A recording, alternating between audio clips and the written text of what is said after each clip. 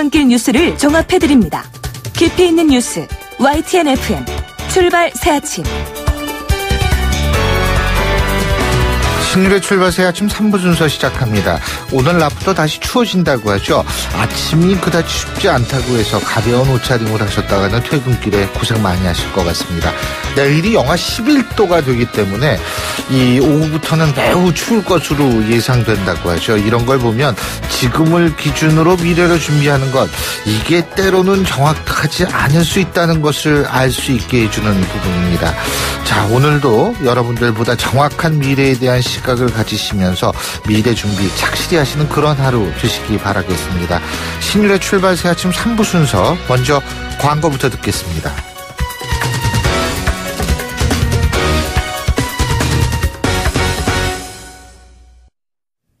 YTN 라디오 신율의 출발 새 아침.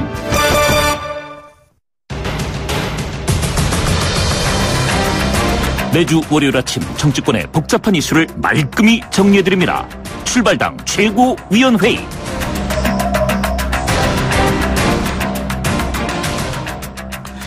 예, 매주 월요일 날 여러분을 찾아뵙는 두 분인데 여러분들 헷갈리시죠? 오늘이 월요일이 아닙니다. 사실은 화요일입니다. 근데 이 두 분이 나와 계십니다. 이게 어떻게 된 일인지 한번 직접 들어보겠습니다. 데일리안의 이종근 논설시장이십니다. 어서 오십시오. 네, 오늘 월요일 같은 화요일입니다. 다사다난했던 한 해가 저물고 있다고 우리 보통 얘기하는데 다사다난하지 않은 한 해는 없었던 것 같은데요. 이런 분위기 속에서 저는 관용이라는 말이 떠오릅니다. 관용이란 수긍할 수 없는 것을 수용하는 것이다라고 누군가 그러더군요. 자, 수긍할 수 없는 것들을 수용하는 관용이야말로 처단보다 더 큰 권력, 사랑의 힘을 갖고 있다라는 생각이 듭니다. 이종근입니다. 예, 수긍, 수용. 이 또 오늘 굉장한 화두를 던져주셨습니다. 자, 두문지정치전략연구소 사영호 소장님이십니다. 네, 어제 크리스마스 휴일이어서요. 오늘 화요일 날 찾아뵙게 됐습니다. 연말 뜻깊은 송년 되시고. 누가 찾아오라 했어요 지금? 산타 할아버지가. 제가 제 문 열고 쳐들어왔습니다. 예.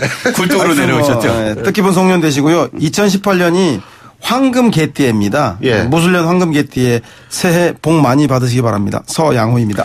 그러고 보니까 또 올해 이 두 분을 뵙는 건 올해는 마지막이네요. 네, 그렇습니다. 예, 그러네요. 야, 참 시간 빨라요. 자, 정말 서영 소장님 말씀하신 것처럼 다사다난했던 2017년. 아마 2017년은 분명히 우리나라 역사에 기록이 되는 해가 될 겁니다. 정말 이 올해를 보내면서 여러 가지 이 생각이 드실 텐데 내가 주목해본 정치인의 말 한마디로 오늘 문을 열어보죠. 이종우 실장님. 네, 박수현 청와대 대변인이 청슬신잡이라는 자체 프로그램 청와대에서 제작한 홍보 프로그램에 나와서 한 말입니다. 아마도 해외 순방 중에 벌어진 에피소드를 이야기한 것 같은데요. 문재인 대통령이 맛있는 걸 먹는 동안 나는 프레스센터에 가야만 했다. 이것 사실 우스갯소리로 이야기하는 것이죠. 대변인의 고뇌를 해외 순방 중에 고뇌를 이야기하는데 이 말씀을 왜 사실 소개를 하냐면 최근 들어서 청와대는 참 많은 지금 이 고난 어려운 일들을 겪고 있죠. UAE와 관련해서 여러 가지 그러니까 메시지 관리가 안 되고 있고 또 화재와 관련해서 박수현 대변인 또 대통령의 울음이라는 그런 주제를 갖고 SNS에 올려서 또 화제가 되고 있는데 문제는 궁금하지 않다는 거예요, 국민들이. 청설신작 같은 그런 에피소드들은 차라리 그것들은 본인들이 밝히지 않고 알려져야지, 자연스럽게 알려져야지. 청설신작 같은 것을 하는 동안 사실 제대로 메시지 관리를 하는 것이 더 지금 시급하지 않나 하는 안타까움에서 소개를 드렸습니다. 예, 서영호 소장님. 한 해가 끝나는 마지막 방송까지 저렇게 정쟁에 휘말리는 보수의 모습을 안타깝게 바라보면서 저는 올 주간이 아니라 올 한 해의 정치인의 한마디를 생각해 보았습니다. 나라다운 나라를 만들기 위해 함께해 주신 위대한 국민들의 위대한 승리. 문재인 대통령이 5월 9일 11시 45분 서울 광화문 광장에 나와서 대선 승리의 공을 촛불 국민들에게 돌리면서 한 말입니다. 이렇게 올 한 해 가장 인상 깊은 정공개조를 가져온 게 언제인지 기억나세요? 3월 10일 헌법재판소에서 당시 이정미 헌재소장 권한대행이 탄핵 심판 선고가 전국에 생방송으로 중계되면서 이렇게 얘기했죠. 최순실의 이익을 위해 대통령의 권한을 남용했다면서 국민의 신임 배반은 용납될 수 없는 중대한 법 위반 행위다 라며 헌법재판관 8명 전원일치로 피청구인 대통령 박근혜를 파면한다. 기억나십니까? 네, 그 결과로 치러진 저 지금 제가 지금 저 무슨 심해 끝나라. 네, 그 결과로 치러진 촛불대선에서 문재인 후보자가 압승했죠. 선거인수 4,200만 중에서 투표자 수 3,200만, 전국 투표율 77.2%로 20년 만에 최고 투표율로 문재인 후보가 41.1%를 득표하면서 17개 광역 지역 중에서 대구, 경북, 경남을 제외한 14곳에서 1등을 하고 20대에서 50대 세대에서 압도적 지지로 대통령이 당선되었습니다. 2018년 새해 국민의 삶이 나아지는 한 해로 만들겠다는데 문재인 대통령 기대해 보겠습니다.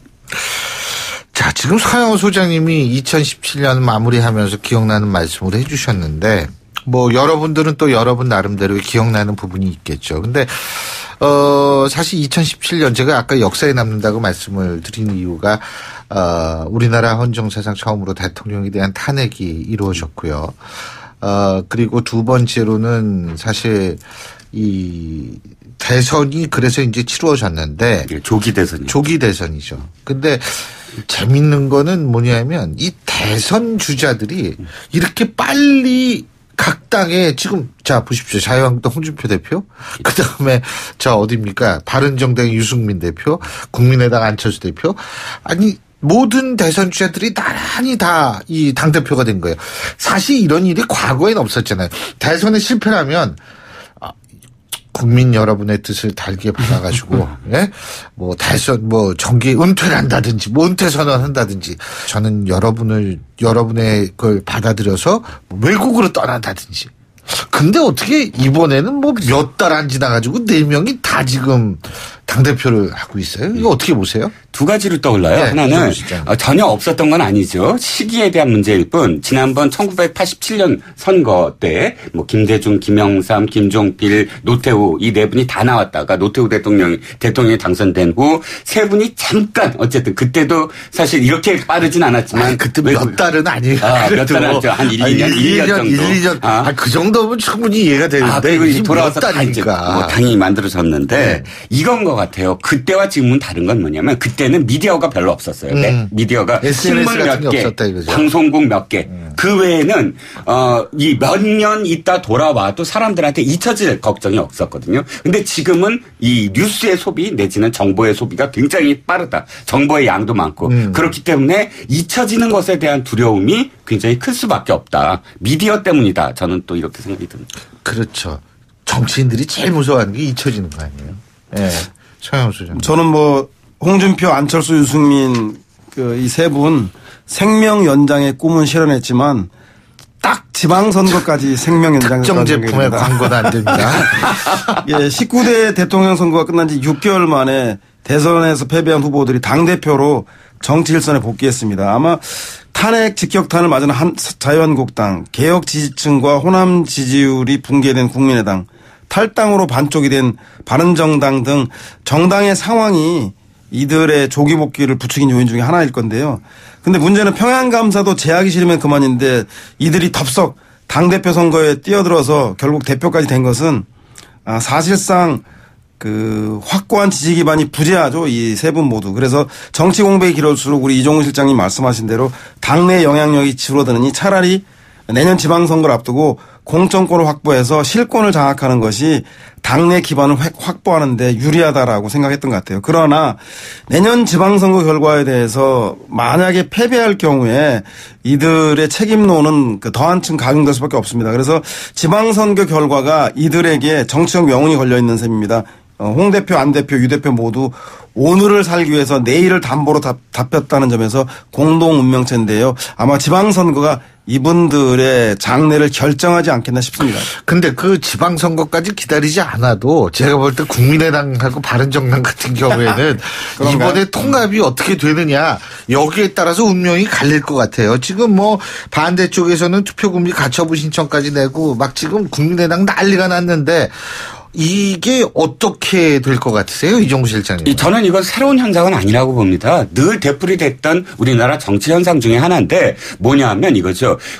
지금 야당 뭐 더불어민주당이 지금 방관전처럼 있죠. 원래 이 뿌리가 그러니까 민주당에서 봤을 그렇죠. 때 총선 때는 언제나 호남 세력과 플러스 알파 예를 들어서 뭐 운동권이라든지 386 운동권이라든지 뭐 이런 어떤 연합이 됐을 때가 통합이라는 이름으로 정당이 일어납니다. 통합민주당, 민주통합당, 대통합민주신당, 새정치민주연합, 통합이나 연합이나 이런 말들이 민주당의 역사 이름에서 굉장히 많이 차지하는 이유가 언제나 총선과 대선, 원심 몇 가 90여 개 문제거든요. 그런데 그 본류 중에 하나 호남 말고 플러스 알파였던 386 운동권 세력과 일부 영남 세력들이 PK 중심으로 세력들이 지금 더불어민주당으로 떨어져 나갔단 말이죠. 자, 지금의 국민의당과 사실 이 바른정당의 모습은 합당의 모습은 사실은 호남을 뿌리로 하는 이 정당이 갖고 있는 숙명이다. 그러니까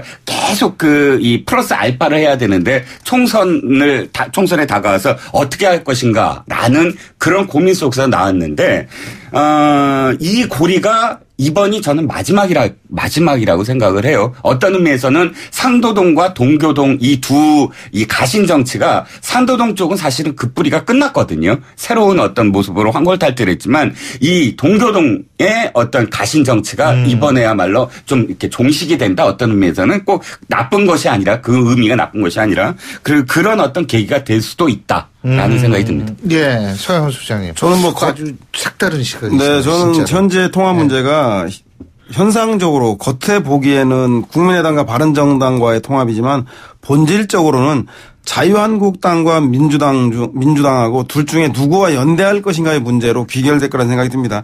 그러니까 국민의당과 바른정당이 정책 비전을 통한 가치 통합이 아니라 정치공학적인 진영 통합으로 추진하고 있기 때문에 국민적 명분이라든가 당원의 총의를 반영하기 어려워서 불안정할 수밖에 없습니다. 그러니까 민주당과 한국당은 바른정당과 국민의당이 통합의 명분으로 민주당과 한국당이 거대 양당의 극단적 정치를 막기 위해 중도 정치가 필요하다고 통합의 명분을 얘기했습니다. 그런데 이 중도가 평화, 복지, 임금, 민주주의에 대해서는 어떤 입장인지 구체적으로 밝히지 않고 있습니다. 더욱이 국민의당은 경제, 복지는 중도 보수인 반면에 한반도 문제는 아주 진보적입니다. 대신에 바른정당은 경제, 복지 문제에는 진보적이고 한반도 문제에 대해서는 강경 보수로 두 당의 처지가 빈곤하다는 공통점 말고는 정책적인 공통성을 찾기는 상당히 힘든 정도입니다. 따라서 국민의당의 39석, 바른정당의 11석이 통합했을 경우에 50석이 아니라 바로 그 국민의당과 바른정당 통합에 반대하는 분들이 이탈할 거기 때문에 25석에서 30석에 그칠 것이라는 마이너스 통합이 이를 반증하고 있는 게 아닌가 싶은 생각이 듭니다. 근데 아까 이종우 실장님 말씀하신 대로 진짜 동교동계의 어떤 재편이 이루어질 수밖에 없는 상황이다. 진짜 그렇지 않을까 이런 생각도 드네요. 진짜 상도동계는 많이 변했잖아요, 진짜. 영남 중진이라는 말은 없는데 호남 중진이라는 말은 있잖아요. 네, 그러니까 맞아요. 호남 중진이라는 그런 그 표현 자체. 그것이 앞으로 이제 계속 영속적으로 남을 건지 아니면 또 다른 어떤 형태로 갈 건지에 대한 마지막 순간이 아닐까요? 예. 그리고 또 지난주에 아주 날개를 다신 분 하면 누구를 꼽을 수 있을까요? 그렇게 많나요? 지난주에 갑자기 홍준표 대표? 그렇죠. 앞으로 어떻게 될 거라고 보세요? 아까 서 소장님이 미리 또 말씀을 하셨는데, 홍준표 대표는 사실 날개를 달았죠. 이제 뭐 신선이 될 겁니다. 우하등선인데, 문제는 언제까지 갈 것인가에 지방선거 말씀을 하시니까 그건 빼고, 홍준표 대표의 리더십에 대한 말씀을 드리고 싶어요. 홍준표 대표는 결코 사람들의 세를 키워본 적이 없어요. 그리고 스스로도 그런 정치를 싫어하고. 혼자라고 그러죠. 예, 그런 정치를 싫어하고. 그래서 사실상 지금, 입당파들을 전면에 내세우고 입당파들이 마치 친홍계처럼 지금 보이고는 있으나 그들과 언제까지 연합할 수 있을 것인가 하는 건 굉장히 미지수다. 그러니까 일단 홍준표 대표가 보궐선거에 나오느냐부터 첫 번째, 보궐선거에 나와서 만약 당선이 된다면 그다음에 지방선거와 경과와 상관없이 어쨌든 지금 중앙정치로 들어오지 않겠습니까? 그러면 어차피 지금 홍준표 대표의 어떤 스케줄이 너무 빨라요. 그러니까 이 총선과 대선 국면까지 대표를 할 수는 없잖아요. 그러니까 지금 대표를 한다는 것 자체는 앞으로의 어떤 대선이나 총선에 큰 영향은 없을 것 같아요. 그래서 지금의 어떤 이 체제가 사실은 굉장히 한시적이다. 한시적인 연합체제, 친원계가 득세를 해서 끝까지 총선이나 대선을 이끌 거라고는 생각하지 않습니다. 네, 서영원 소장. 저는 홍준표 대표가 어떻게 하는가에 따라서 유해 최고위원이 자유한국당의 서울시장 후보가 될 수도 있습니다. 선거는 특정한 후보를 좋아해서 찍기도 하지만 다른 후보, 상대 후보가 싫어서 심판적 성격에 참여한다. 측면이 강하죠. 네, 그래서 아마도 자유한국당 그 전당대회에서 유해 최고가 최고위원 중에 1등으로 당선됐습니다. 그 이유는 유해 최고가 그 튀는 행보하고 노이즈 마케팅으로 화제를 몰고 온 이슈의 중심적인 인물이라는 것도 있겠지만 아마도 대통령을 탄핵에 이르게 하고 구속하게 만든 그 자유한국당의 주류에 대한 심판과 조롱의 의미도 있었다는 생각이 듭니다. 따라서 만약에 홍준표 대표가 당협위원장 임명하고 그러니까 지방선거 준비 과정에서 새로운 보수의 리더십을 세우기보다 낡은 종북 좌파 공세나 막말 리더십으로 친온과 비온 간의 갈등이 계속적으로 반복된다면 한국당의 당원들은 아마도 서울시장 경선에서 유해 최고위원을 선택함으로써 홍준표 체제에 대한 비판의 회초리를 들 수도 있다. 이것이 지난번 자유한국당 전당대회가 주어진 교훈이기 때문에 홍준표 대표가 남은 기간 동안 새로운 보수의 가치, 새로운 인물 발굴에 최선을 다해야 한다는 교훈을 준다는 걸 잊지 말아야 할 것 같습니다.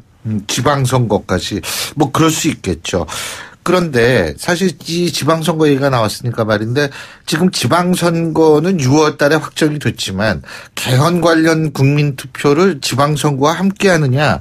함께 해서는 안 된다. 이거 가지고 지금 뭐 또 굉장히 말들이 많은데 말이에요. 이 부분은 어떻게 보세요? 이 개헌 특히 연장하고도 관련이 돼 있잖아요. 지금 이종호 실장님. 문재인 대통령의 신의 한 수였다라고 생각을 합니다.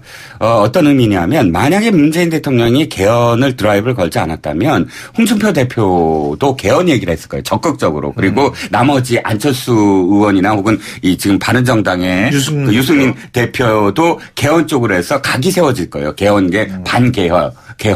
뭐 대통령의 초기 임기에서 개헌을 얘기하는 대통령은 없거든요. 그런데 문재인 대통령이 그 후보 시절과는 다르게 경선 때와는 다르게 개헌의 드라이브를 걸어서 그 이슈를 하나 빼앗았다. 그리고 두 번째 분권에 대한 것을 개헌에 담아야 된다. 왜? 우리나라는 87년도 개헌이었기 때문에 지방자치가 그 후에 이루어졌거든요. 그렇죠. 지방자치라는 것에 대한 맞습니다. 내용도 없다. 그래서 분권형 그 개헌의 드라이브를 걸기 때문에 사실 홍준표 대표나 혹은 그 한나라당이 지금 자유한국당이 명분을 잃어버렸다. 예. 그래서 상당히 불리한 입장이다. 왜냐하면 지자체 선거를 앞두고 분권형 개헌을 반대한다. 이 앞뒤가 안 맞거든요. 맥락이. 그래서 문재인 대통령의 이 개헌은 뭐 성공하든 성공하지 않든 굉장히 신의 한 수였다. 그리고 어쨌든 정부의 주도권을 잡을 수 있는 아젠다를 선점했다는 의미가 있다 이 말씀이시네요.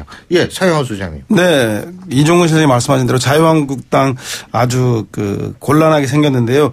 그럼에도 불구하고 입은 삐뚤어져도 말은 바로 해야 되는데 지난 대선 때 민주당, 자유한국당, 국민의당 모두 내년 지방선거 때 개헌 투표를 하자고 공약을 했고 국회 내 개헌특위도 구성돼 활동하고 있지 않습니까? 그런데 이제 와서 자유한국당이 내년 지방선거에 개헌이 영향을 미칠 수 있다면서 개헌 불가를 외치면서 임시국회 의사 일정과 연계해서 협조를 하지 않고 있습니다. 그러니까 지난 대선에는 이런 생각 안 해보고 지방선거와 함께 개헌하자고 공약한 건지 자기 정당의 유불리에 의해서 국민과의 약속을 헌신짝처럼 져버리는 것은 제1야당의 자세가 아닌 것 같다는 생각이 듭니다. 앞으로 한국당의 비협조로 국회가 개헌안을 합의해서 제안하지 않으면 아마 문재인 대통령의 공약사항이라고 해서 정부 발의 입법으로 제출할 텐데요.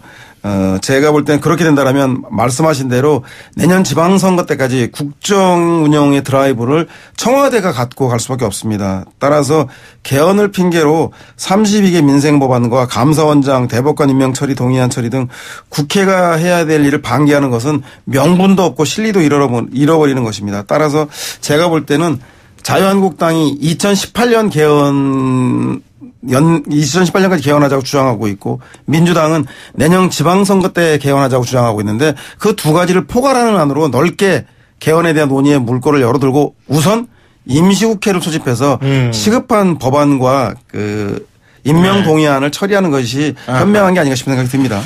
알겠습니다. 정말 제가 37년 정도 정치학을 전공한 지가 37년입니다. 지금 이제 제가 명지대학교 교수한 지가 22년째로 접어들고 있는데 이 세월 동안 아마 올해만큼 기억에 남는 해는 없을 거라는 생각이 듭니다. 그 세월을 함께 견뎌주시고 항상 여러분 곁에 있어 주신 두 분께 다시 한번 감사의 말씀을 드립니다. 그 말씀하시려고 그렇게 길게 또. 예, 감사합니다. 감사합니다. 내년에도 여러분 두 분 다 좀 아주 중요한 얘기들 많이 해주시길 바라겠고요. 오늘 두 분 말씀은 여기서 줄이겠습니다. 고맙습니다. 네, 1년 후에 뵙겠습니다. 네, 감사합니다. 야, 1년 후에 그동안 행복하십시오. 예. 지금까지 데일리안의 이종건 논술실장, 두문정치전략연구소 서영호 소장 두 분과 함께했고요. 신율의 출발새 아침 3부 순서 여기서 줄입니다. 잠시 뒤 4부에서 뵙겠습니다. 날카로운 분석, 내일을 보는 시선, 신율의 출발새 아침. 예, 신율의 출발새 아침 4부 순서 먼저 광고부터 듣겠습니다. YTN 라디오 신율의 출발 새아침.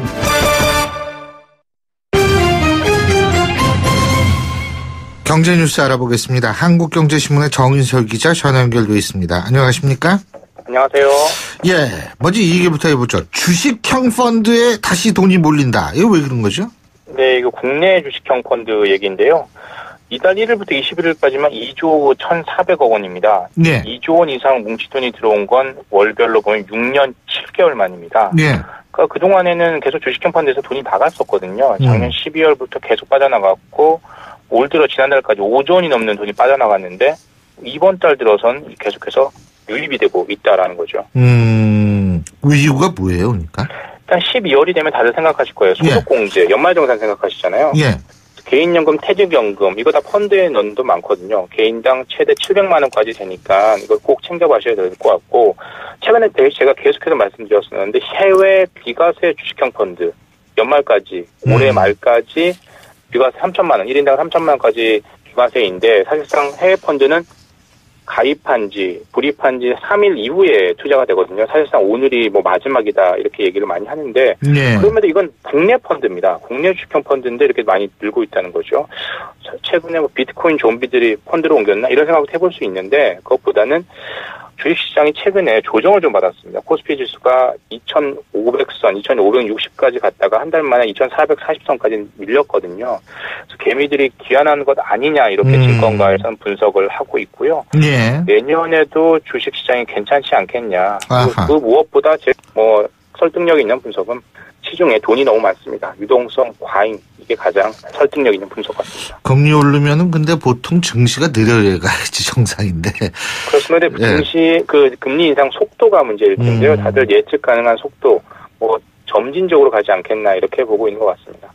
자, 그리고 애플이 각종 논란을 휩싸이고 있다고 하는데 이게 뭐 갤럭시 삼성은 예전에 그 배터리 때문에 고생을 했는데. 노트 7이 배터리 때문에 상당히 많은 리콜을 했었고요. 배터리. 죄송합니다. 배터리가 아니라. 네, 배터리. 사랑의 배터리. 죄송합니다. 그런 거죠.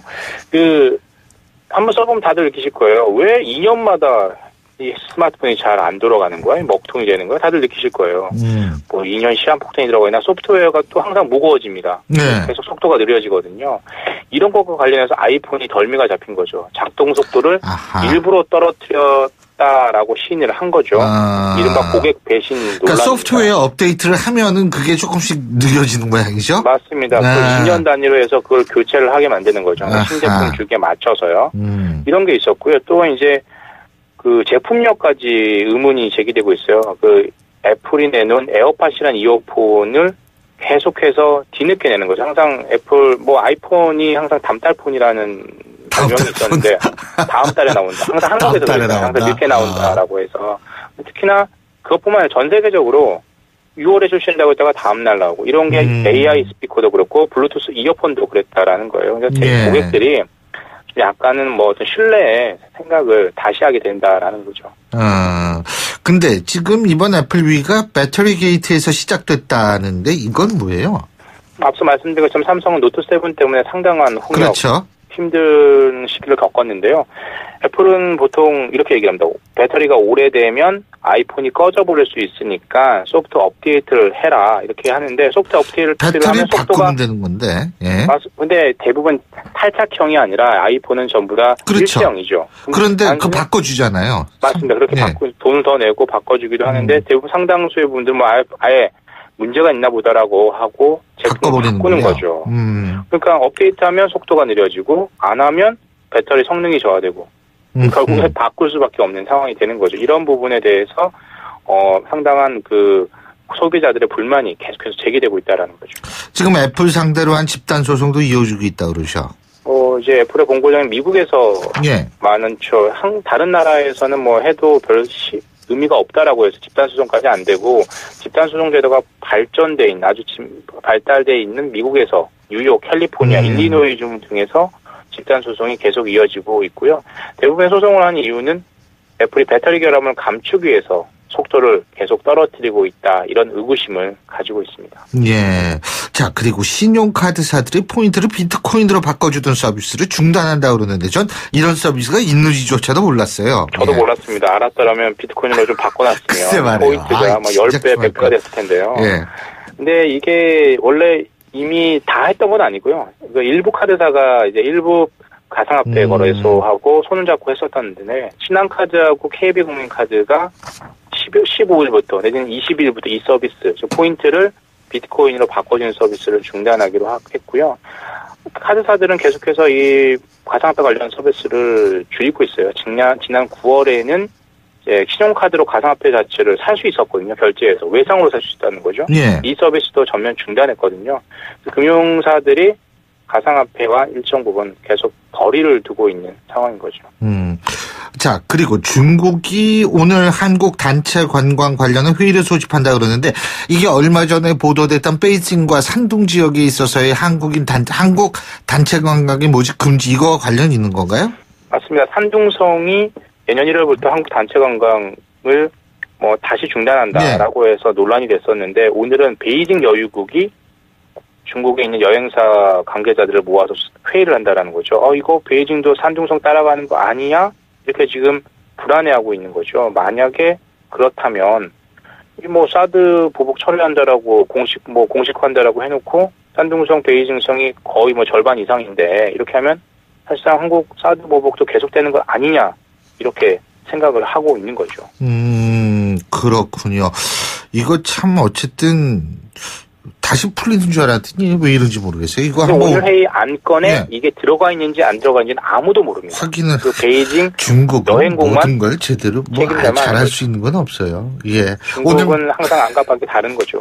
예, 오늘 말씀 잘 들었습니다. 고맙습니다. 감사합니다. 예, 지금까지 한국경제신문의 정인설 기자였습니다.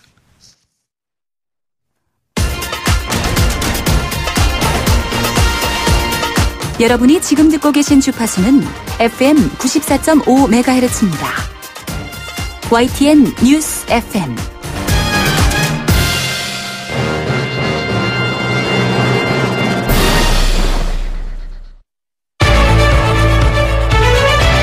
민심은 천심이다.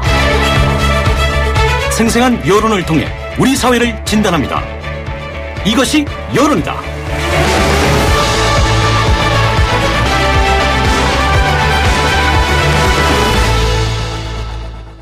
예, 지난 한 주 동안 일이 많았죠. 충북 제천의 스포츠센터 화재 사고도 있어서 수많은 희생자와 부상자가 발생하는 정말 안타까운 사고도 있었고요. 정치권에서는 성완종 의원 뇌물수수 혐의로 대법원 판결까지 가는 위기에 몰렸던 홍준표 자유한국당 대표가 무죄를 선고받고 하지만 국민의당과 바른정당은 지금 통합 문제로 아주 홍역을 앓고 있습니다. 자, 이것이 여론이다. 오늘도 여론조사 전문기관이죠. 리서치앤리서치 배종찬 본부장 전화 연결해서 얘기 들어보겠습니다. 배 본부장님 나와 계시죠? 안녕하십니까? 예. 자, 우선 문재인 정부 7개월에 대한 평가. 지금 이거부터 좀 알아볼까요? 네. 문 대통령의 단순 지지율이 아닌 국정 수행에 대한 기대감을 기준으로 지난 7개월에 대한 평가를 시도했는데요. 이 월간 중앙위 타임 리서치에 의뢰 지난 11일 실시하고 18일 발표한 조사, 전국 1020명 무선 RDD 자동응답 조사 표본오차 95% 신뢰 수준 플러스 마이너스 3.1%포인트, 성연령 지역 가중치가 적용되었고요. 응답률 2.6%. 자세한 사항은 중앙선거론조사 심의위원회 홈페이지에서 확인 가능합니다. 이 대통령 취임 초반과 비교할 때 현재 문재인 정부의 국정 운영이 전반적으로 어떤지 물어봤는데요. 기대 이상이라는 평가 55.1%로 절반을 넘었습니다.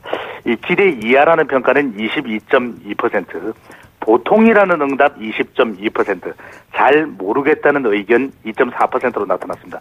그러니까 기대 이상이라는 평가와 보통이라는 평가를 합하면 70%대 중반으로 대통령 지지율 70%대와 비슷하게 나타나는데요. 이 국정 수행에 대한 평가 그리고 지지율에 대한 수치는 다르게 나타난 것으로 보입니다. 그렇군요. 더불어민주당의 평가는 어때요, 그러면? 네, 우리가 정당 지지율 하면은 주요 정당을 놓고서 비교하는 형태의 상대적인 지지율을 그렇죠. 물어봤는데요. 네. 이번 조사에서는 더불어민주당만 놓고 평가 질문을 해보았습니다.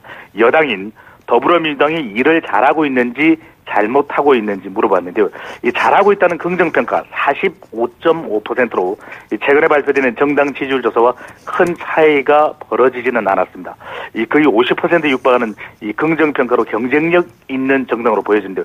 그렇지만 여당으로서 일을 잘 못하고 있다는 평가가 30.6%, 보통이라는 의견이 21.2%로 나타났습니다.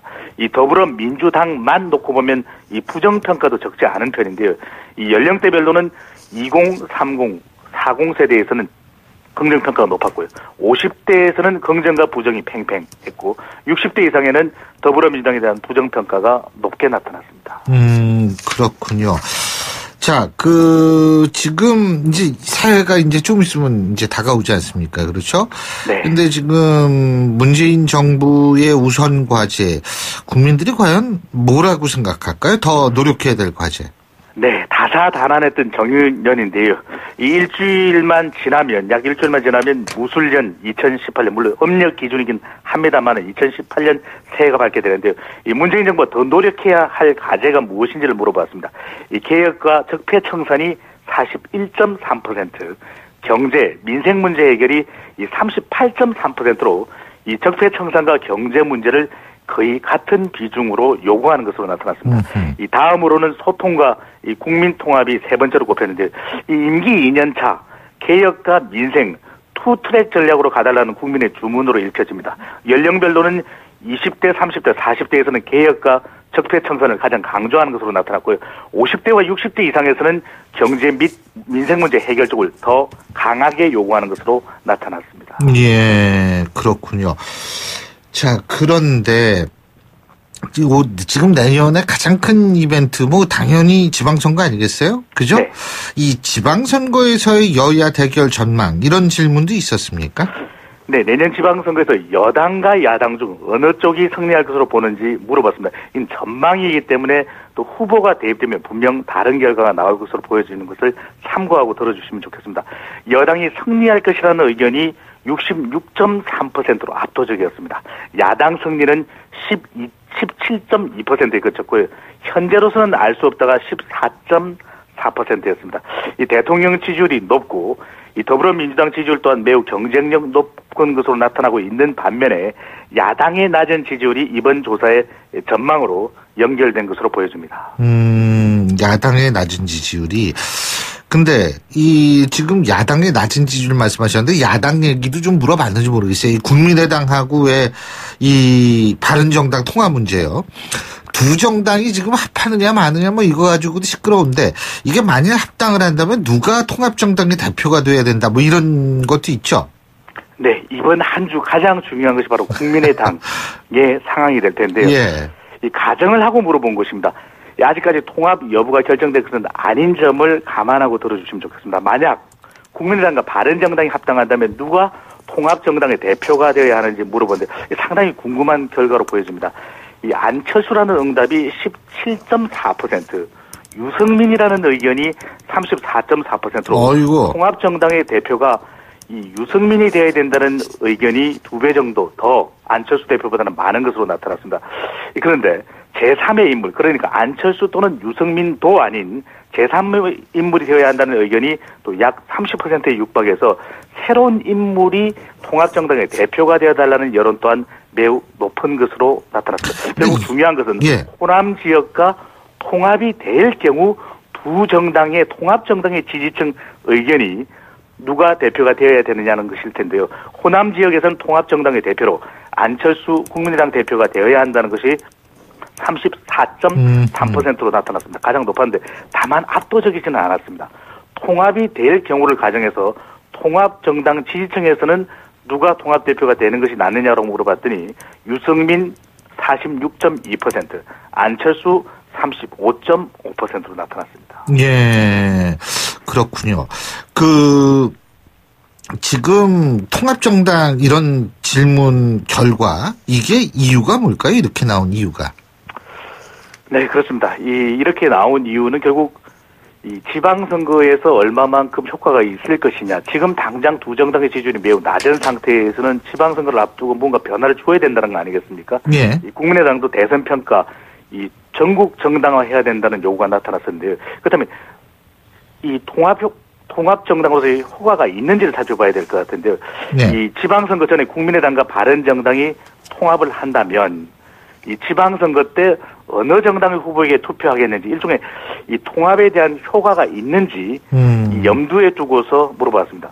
이 국민의당과 바른정당의 이 통합정당 후보에게 투표하겠다는 의향이 16.5%로 나타났습니다. 네. 이것이 과연 얼마만큼 효과가 나타나는지 다른 질문과 함께 살펴봐야 되는데요.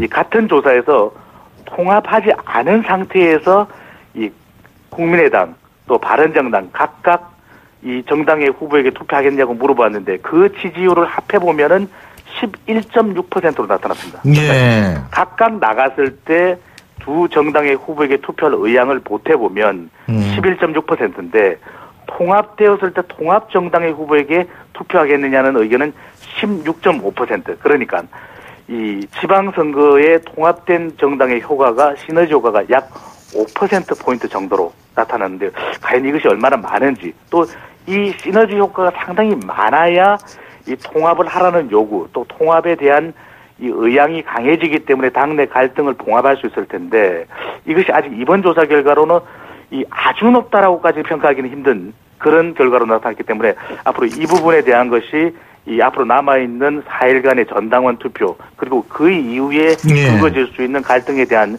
중요한 분수령이 될 것으로 보여집니다. 자, 그렇군요. 어쨌든 이 국민의당 사태가 이게 어떻게 되는지 한번 이번 주 안은 뭐 결판이 날 것 같으니까요. 예, 오늘 말씀 여기까지 듣죠. 고맙습니다. 감사합니다. 예, 지금까지 리서치의 배종찬 본부장이었고요. 자, 화요일 아침에 보내드린 신율의 출발 새 아침 오늘 순서는 여기서 모두 줄이겠습니다. 오늘 오후부터 다시 추워진다고 하죠. 여러분 추위 대비 잘 하시기 바라겠고요. 전 내일 아침 영하 11도 되는 날 아침 7시 15분에 여러분 다시 찾아뵙겠습니다. 신율이었습니다. 고맙습니다.